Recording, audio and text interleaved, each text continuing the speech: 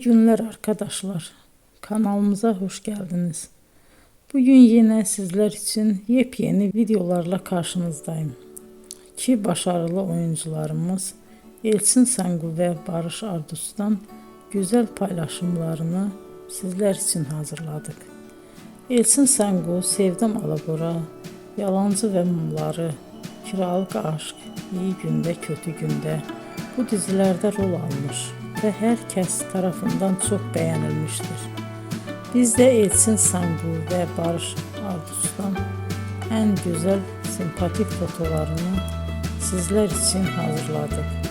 Bu karelerin devamını istiyorsanızsa emeğe saygı olarak kanalımıza abone olup yorum yazmayı unutmayın arkadaşlar.